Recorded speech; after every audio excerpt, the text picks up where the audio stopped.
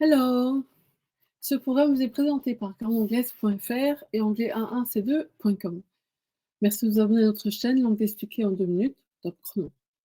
Alors, dans cette vidéo et les 4 prochaines, je vais vous aider, via une traduction commentée du français à l'anglais, à réviser toute la grammaire anglaise de niveau A2. Donc, pour info, je me suis inspirée du livre Grammar for Movers, élémentaire, dont je suis l'auteur. Ce livre est disponible sur les sites gramanglaise.fr et anglais11c2.com. Voilà. Alors, nous allons réviser les points suivants en 5 vidéos. Donc, sommaire des points que nous allons réviser dans la traduction que je vais commenter. Voilà, donc on va voir l'alphabet, les nombres cardinaux, en anglais évidemment, les nombres ordinaux, les dates, les conjonctions, les articles définis et indéfinis, les pronoms réfléchis et réciproques, les verbes réguliers et irréguliers, le présent simple, present simple, le présent continu, qui se nomme également be plus ing au présent, ou le present continuous, le present perfect, simple parce qu'il y a le present perfect continuous, donc qu'on appelle également have plus en.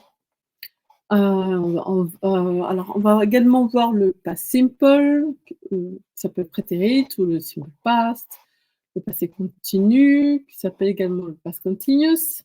Donc, c'est be plus ing au passé.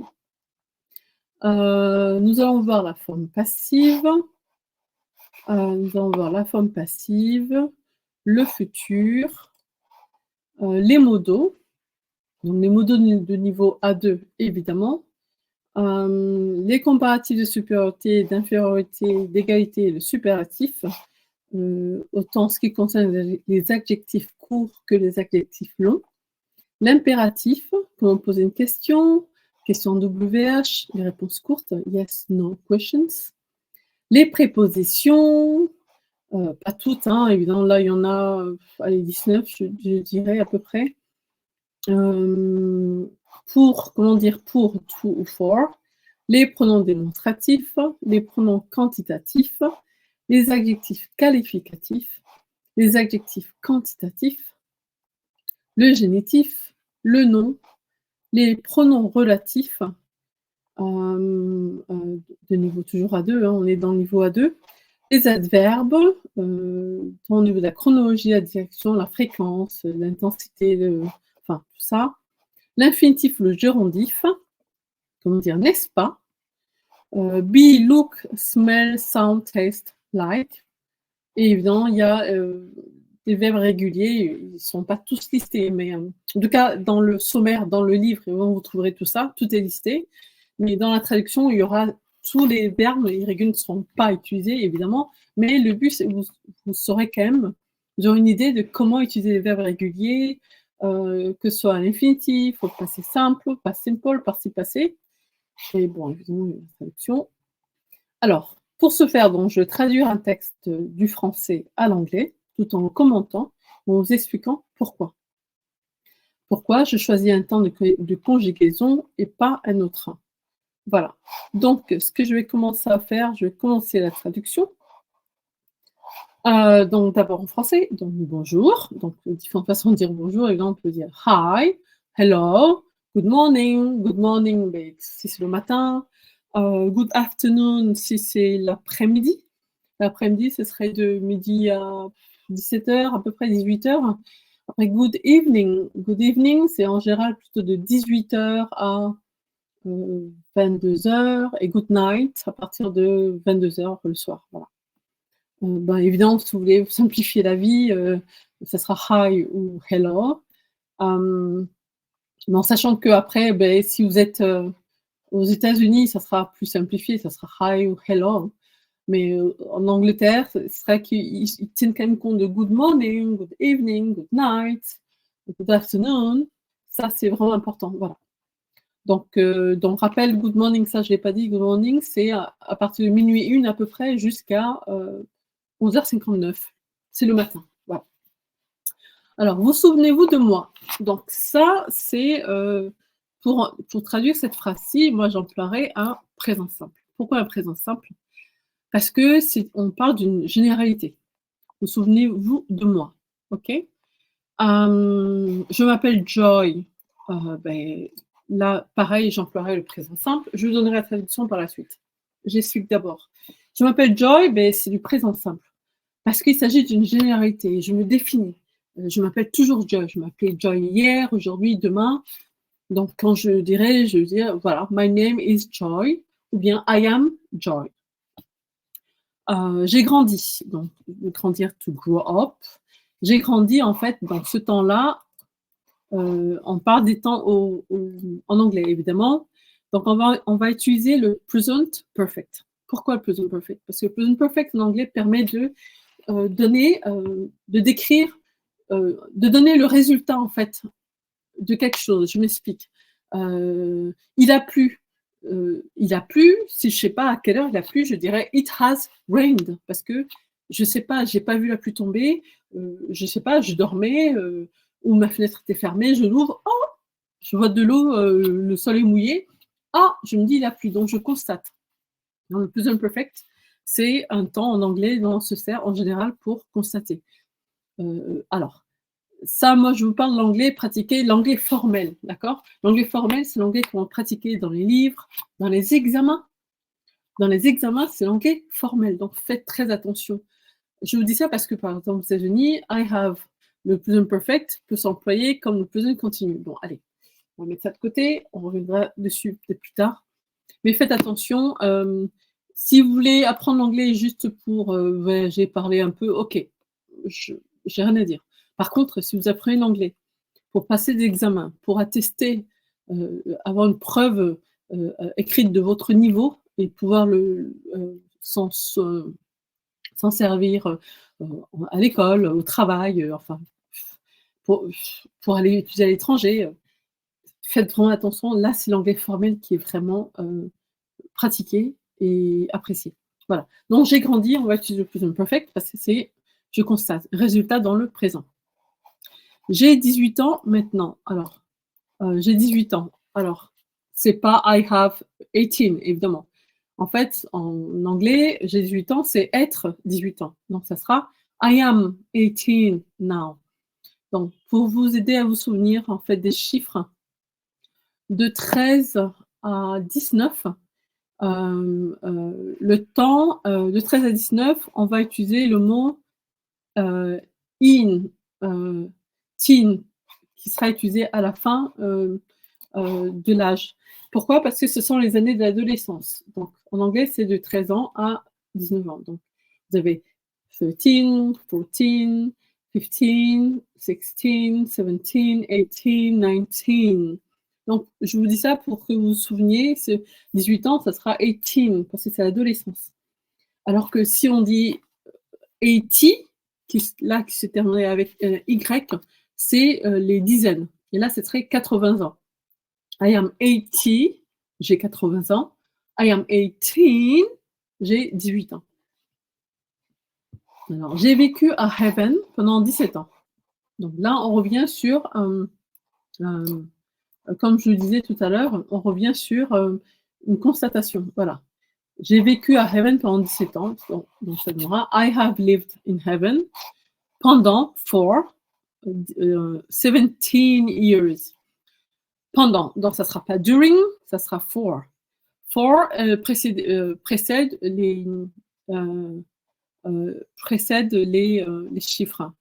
During, on l'emploiera plutôt pour during. Alors, during my teenage years, pendant mon adolescence. During my stay in London, pendant mon séjour à Londres. During high school, pendant pendant mes années de lycée. During my holiday, pendant mes vacances. Ok? Je vis à Paris maintenant. Donc, quel temps on va utiliser? On va utiliser le présent, parce qu'il s'agit d'une généralité. Le present simple. I live in Paris now. C'est moi qui ai trouvé l'appartement. Alors là, pareil, on est toujours dans la constatation, un résultat. C'est moi qui ai trouvé mon appartement.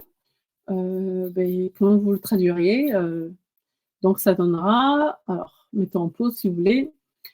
I have found the apartment myself. En fait, c'est moi qui ai trouvé mon appartement pour se traduire par j'ai trouvé mon appartement moi-même. Mais c'est vrai que c'est pas très correct en français, donc ça on dira plutôt c'est moi qui ai trouvé mon appartement. Et la dernière phrase, mes parents ne m'ont pas aidé. My parents have not helped me. Donc on est toujours dans du present perfect. C'est un résultat dans le présent. C'est une constatation, ok? Donc, je rappelle, vous avez dû le remarquer, mais le present perfect, c'est la forme affirmative, c'est le sujet plus donc my. Par exemple, si je dis j'ai trouvé mon appartement, donc j'ai I, sujet, have, have, H-A-V-E, have, parce que I, ça va avec have, mais si ça avait été she, ça aurait été she has. Donc, I have trouvé, to find, mais quand je le mets au participe passé, ça donne found. Et mon appartement, my apartment. So I have found my apartment. Alors, my parents have not helped me. Alors maintenant, on vient à la traduction et voilà ce que je vous disais. Donc, hello, do you remember me?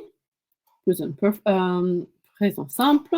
My name is Joy, ou I am Joy. I have grown up, j'ai grandi. Ok, là.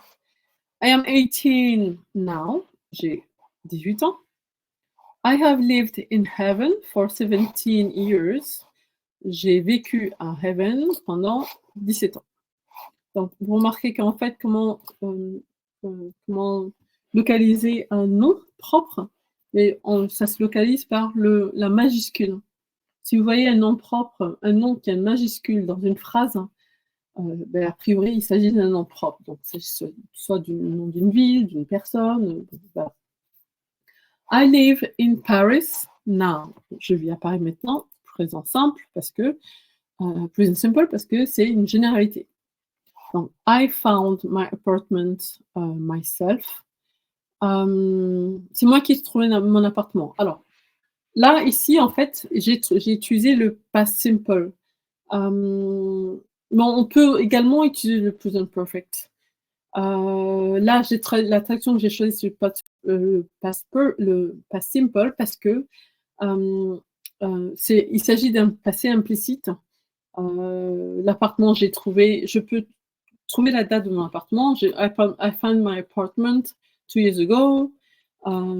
Et à ce moment-là, mes parents ne m'ont pas aidé. Mais je redis ce que j'ai dit tout à l'heure, que c'est également possible d'employer le present perfect. Voilà, c'est à vous de décider. C'est vrai que c'est pas évident. Enfin, les deux vont bien. Les deux traductions vont bien. I found my apartment. My parents did not help me. Là, j'emploie past simple car il s'agit d'un passé implicite. Et je rappelle, le passé implicite, c'est parce que je peux retrouver la date à laquelle j'ai trouvé mon appartement. Et qu'à l'époque, mes parents ne m'ont pas aidé. Mais je peux également utiliser le present perfect. Et là, ce serait I have found my apartment myself. My parents have not helped me. Et quand j'emploie, si je choisis d'utiliser le present perfect à ce moment-là, c'est bien pour montrer un résultat, pour dire voilà, j'étais capable de faire un truc, voilà, j'ai fait ça, voilà. Tout simplement. N'hésitez pas à faire des commentaires si vous voulez. Si vous avez des questions supplémentaires, je vous répondrai avec plaisir concernant ce sujet-là, ce point-là. Alors, on continue. Aujourd'hui, nous sommes le 27 juillet. Donc, il y a beaucoup de personnes qui disent en général « Today we are the… » Non, en fait. En anglais, la date, ça se dit de cette façon-là. « Today is the 27th of July ». Parce que « today », c'est le sujet. Vous voyez bien ici, « today », c'est le sujet. Donc, en fait, aujourd'hui, nous sommes le 27 juillet. En anglais, ça donnera aujourd'hui, c'est le 27 juillet. Voilà. Donc, today, aujourd'hui, c'est ou est le 27 juillet.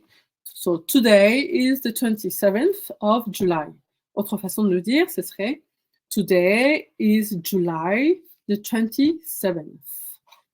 Pourquoi 27th? Pourquoi il y a un TH à la fin?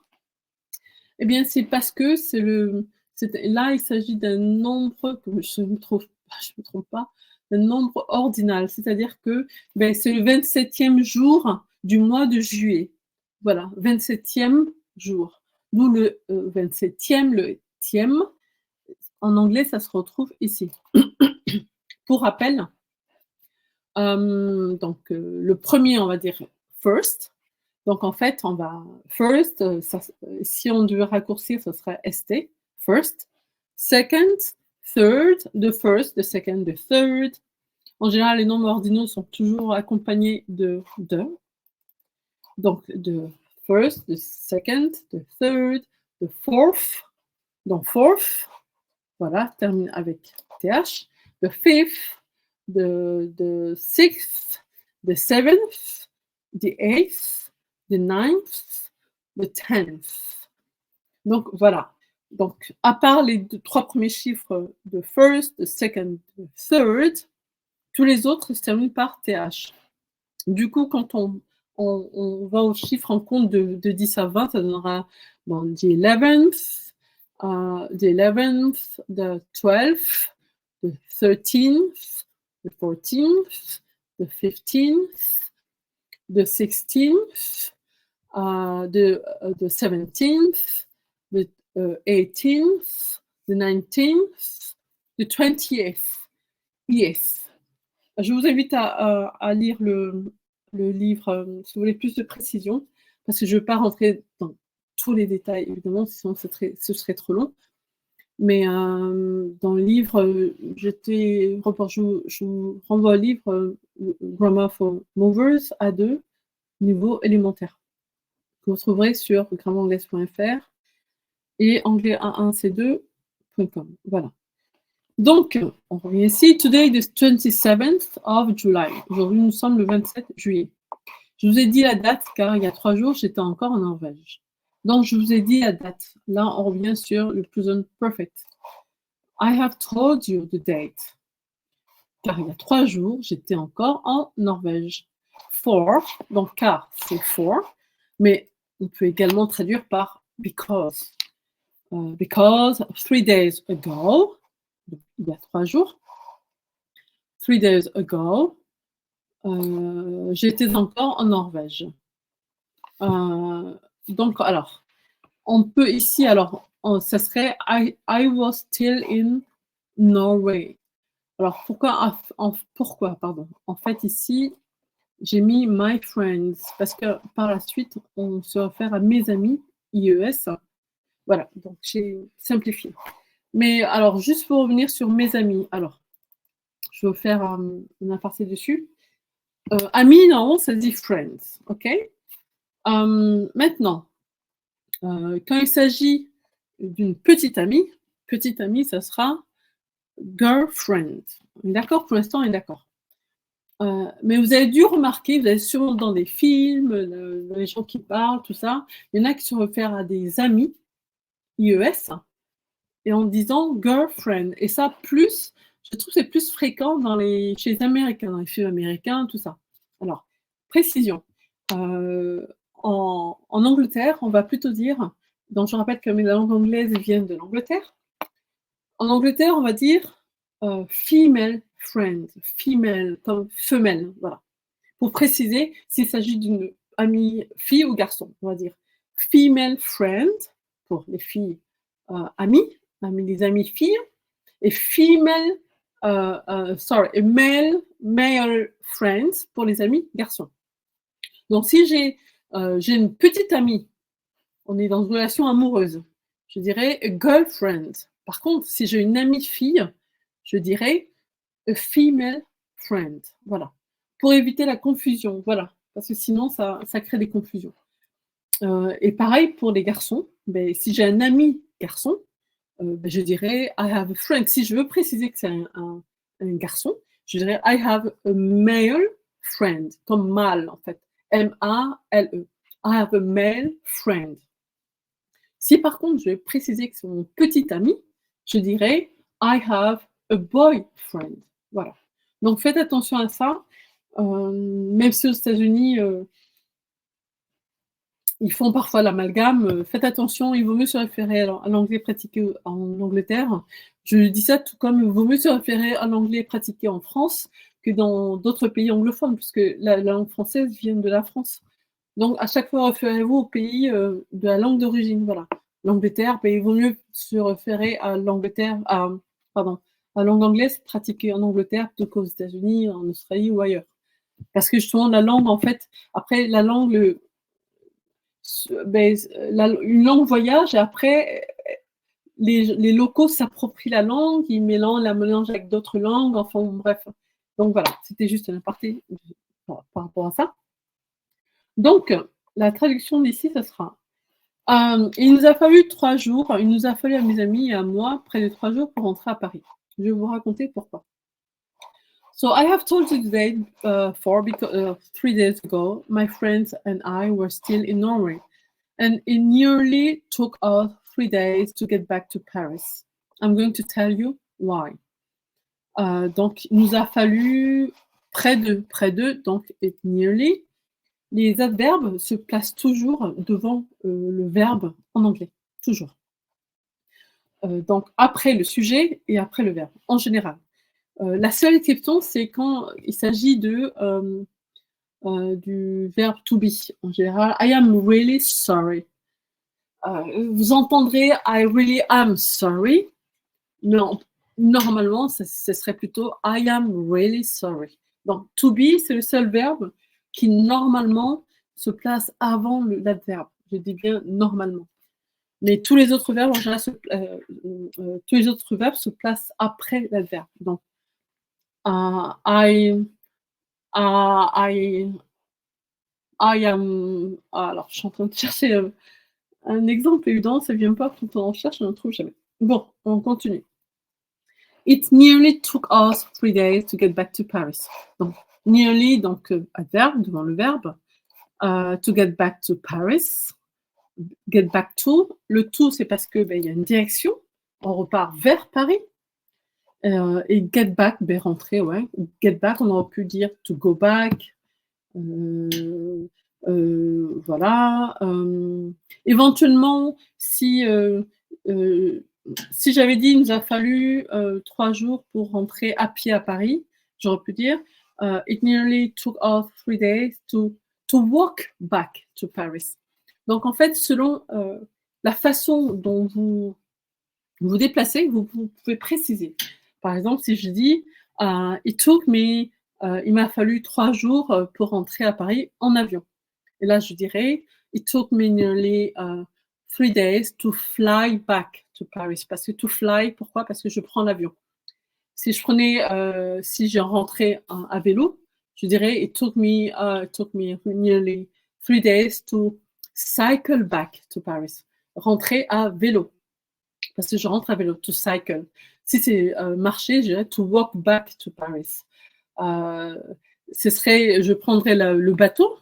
Je dirais it nearly took me 3 days to sail back to Paris. Sail, c'est donc S-A-I-L. Rentrer en bateau, en fait. Voilà. Donc, selon la façon dont vous rentrez, vous pouvez préciser. Par contre, le train, c'est to get back by train, tout simplement. Alors, qu'est-ce qu'il y a d'autre que je peux commenter ici? Donc ici, je disais, oui, voilà, j'aurais pu mettre my female friends. J'ai juste oublié. Et sinon, Norway, donc les verbes, les noms propres, dont les noms de pays prennent la majuscule, en anglais, en français aussi d'ailleurs. Voilà. Voilà. I'm going to tell you why. Tell, c'est raconter. Voilà. Raconter. On continue. Alors, c'était la première fois que j'allais en Norvège. Donc ça, c'est la Norvège. Donc, on va voir ce que j'ai mis ici. C'était la première fois que j'allais en Norvège. I was going to Norway for the first time. On aurait pu dire également It was the first time I was going to Norway. Pourquoi I was going to? Parce que c'était. Donc c'est un passé. Et j'allais. Ok? J'allais en Norvège. Donc ici, on va utiliser le past continuous. Ok? Je regarde juste un truc. Alors, excusez-moi, je reviens juste ici pour justifier pourquoi j'ai utilisé le past simple ici. Ben, parce qu'en fait, il s'agit de quelque chose qui est passé et daté. Du coup, ben, j'utilise le past simple, tout simplement. Ok? Voilà. Et également là, j'ai 3 days ago, donc il y a 3 jours, mais je vais utiliser également le past simple parce qu'il y a 3 jours, j'étais, voilà. Donc c'est un passé qui est daté, passé et daté. Il y a 3 jours, voilà, il nous a fallu 3 jours pour rentrer. Il y a 3 jours, nous étions là-bas. Ok? Excusez-moi, je reviens.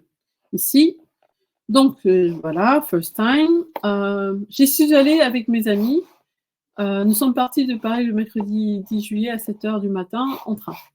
I went there. Évidemment, je vais employer le past simple parce que je parle d'une action qui est passée et datée. Là, je parle du mercredi 10 juillet qui est déjà passé et daté. Donc, je vais naturellement employer le past simple. Donc, I went there with my female friends. Voilà, mes amis filles. We took the train from Paris. Donc, nous y sommes allés en train. Donc, we took the train, on a pris le train, from Paris. Donc, quand il y a deux,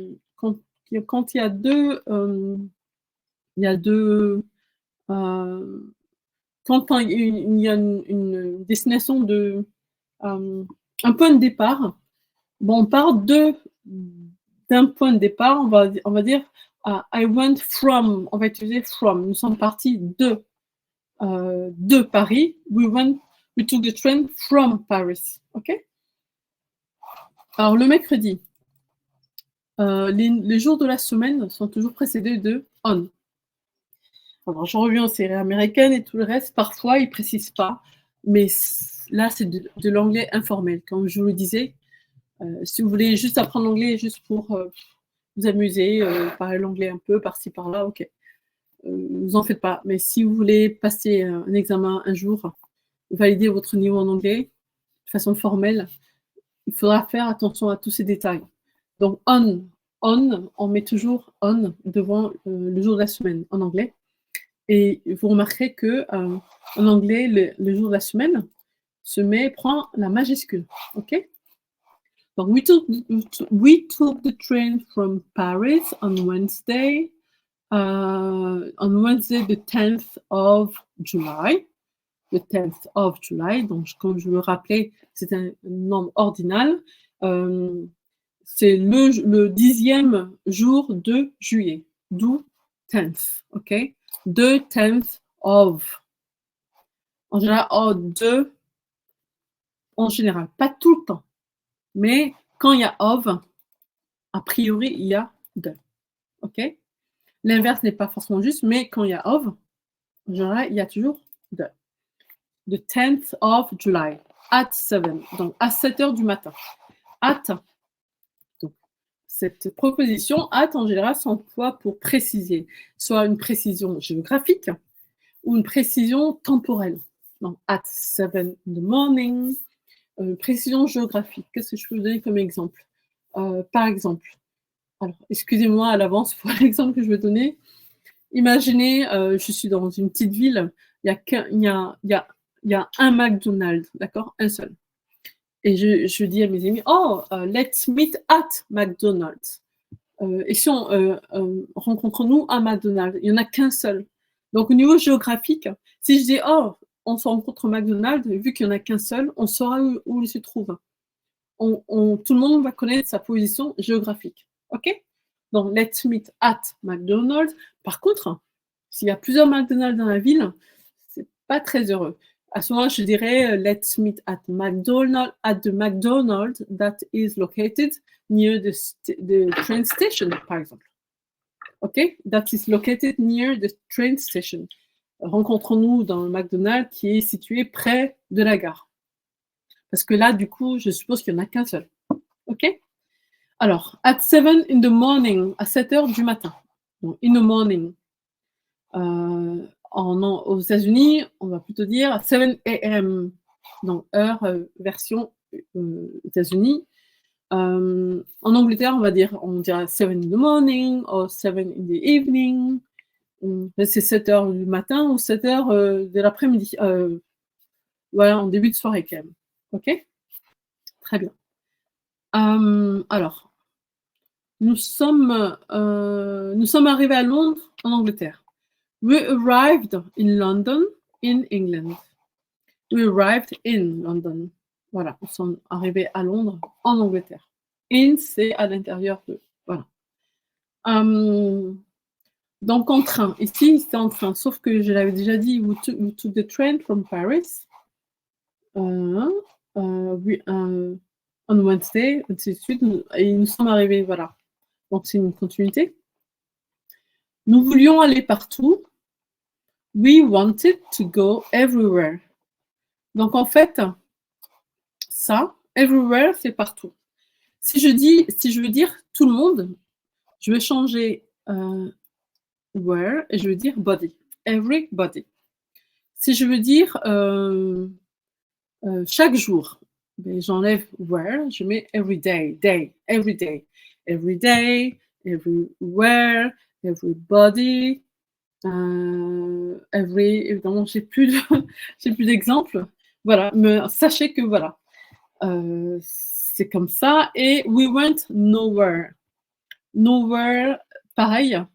En fait, ici, vous remarquez qu'ici, where est toujours là. Et c'est le préfixe every qui change.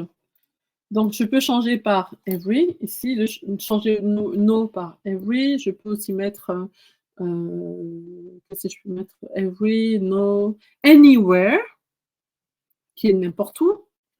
Ou alors, je peux enlever le where et mettre nobody, qui est personne. Voilà. Donc, en fait, un instant, s'il vous plaît. Donc là, il s'agit des pronoms quantitatifs. Donc, sachez qu'au niveau des pronoms quantitatifs, le préfixe ici et le suffixe ici sont interchangeables. Donc ici, j'ai every, mais je peux dire everybody. D'accord? Ou alors, je change every et ça donne nowhere, comme ici. Ou ça donne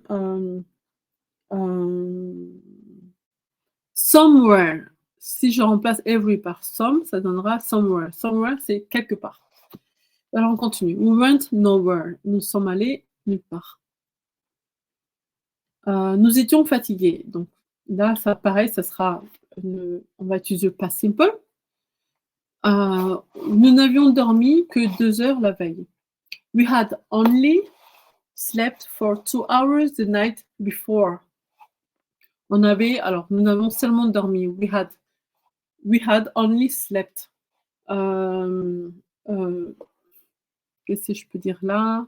Ben, on va utiliser... alors, ça, par contre, j'ai mis had ici, parce qu'en A2, au niveau A2, le past perfect, on ne connaît pas encore. D'où c'est pour ça que j'ai mis had.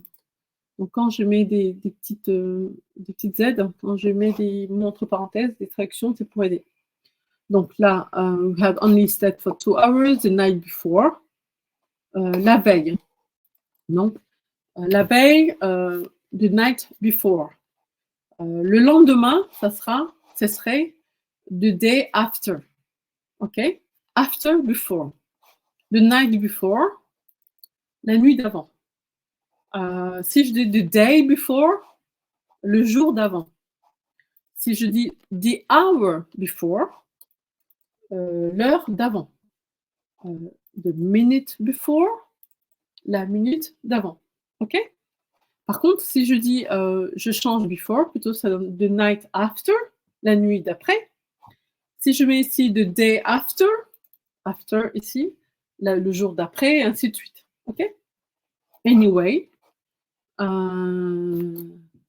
Anyway, pareil, on revient sur un pronom quantitatif, parce qu'il y a any.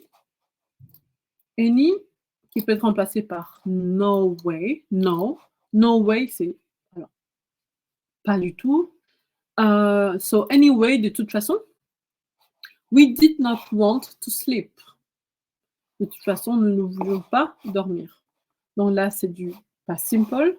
Pourquoi je reviens sur pourquoi j'utilise à nouveau le past simple? Parce que là, je suis dans une narration, dans le passé. J'ai évoqué des dates, des heures, des dates. Donc c'est un passé qui est passé et daté. Voilà. Donc j'espère que vous avez apprécié la vidéo. Merci de liker la vidéo et merci de vous abonner à notre chaîne L'Anglais expliqué en 2 minutes top chrono.